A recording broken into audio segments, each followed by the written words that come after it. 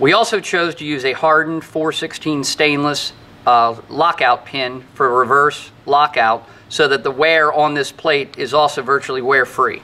This thing will last hundreds of thousands of miles. It will outlast the car in our opinion because everything is hardened and very, very smooth, so there's virtually going to be no wear. The spring mechanism, when it pops back, because it's on that taper, will pop back on its own. When you have the heavy return spring going to the center, you will never have the shifter binding when you go into reverse. You'll also have a much smoother feel when you go from first to second. You won't get any drag on that, like the factory unit has that plastic riding on that aluminum. This is hardened steel on hardened steel. So you're going to get a really smooth 1-to-2 shift feel. One of the other things is we use high temp polyurethane in all the bushings. We also use a separate gimbal design, and this gimbal design allows us to change the throw left to right independently from the front to back throw. We wanted to shorten the throw front to back, but we did not want to shorten the throw left to right because it's already very, very close. You don't want the gate so close that you have a hard time finding the gears. So we've reduced the shifter by about 25% front to back, but we did not reduce the left to right at all. So it's the same as factory, so it actually makes the shift pattern more square, which is more ideal. Another nice feature with the MGW shifter is the fact that we do have replaceable upper shafts for different thread configurations. This is really nice because you don't want to be stuck with one thread configuration on a shifter that you spent hundreds of dollars on and have to go out and buy shift knobs only to match that shifter. We provide the factory fine pitch OEM threads, which are M12 by 1.25, or you can actually option it out with the coarse pitch M12 by 1.75 threads.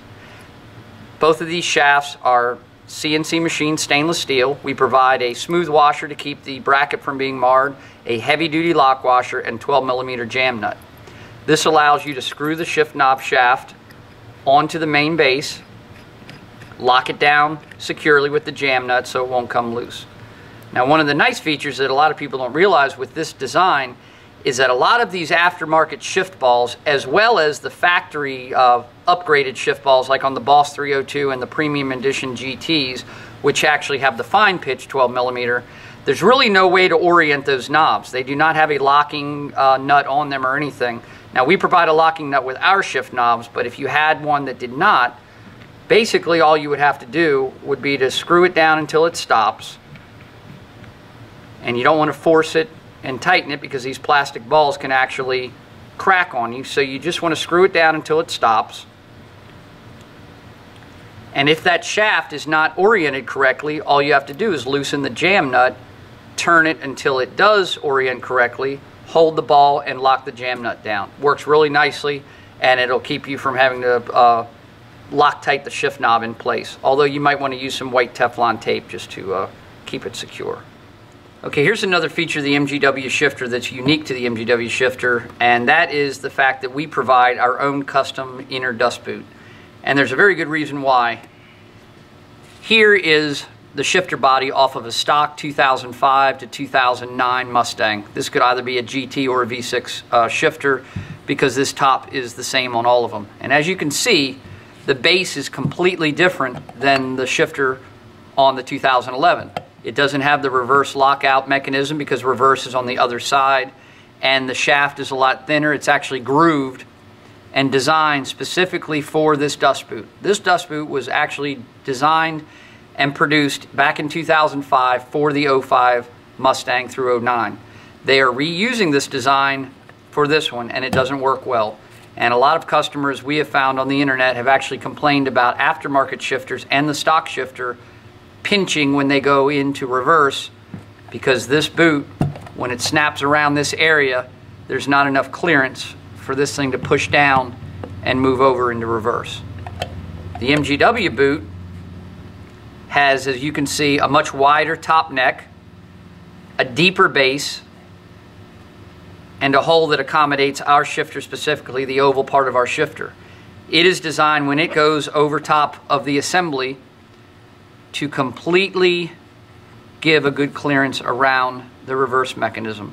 So when you push the reverse spring down, nothing's going to get pinched in the way. And that's just another thing that sets us apart from the rest.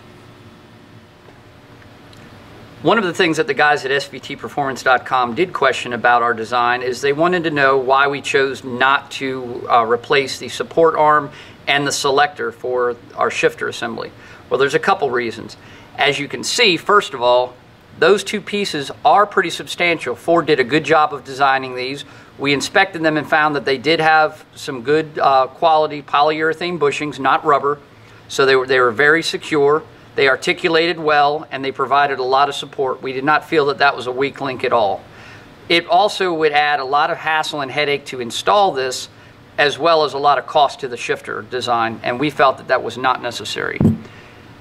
Similarly, as you can see, the support arm is a very good constructed piece. It's steel, welded, pretty thick material.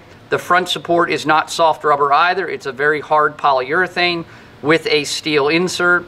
So this part is very strong. Usually if we find a weak link, we'll replace it, but in this instance, these two parts were not a weak link. They were designed well, and we felt that they were fully sufficient to make a good shifter.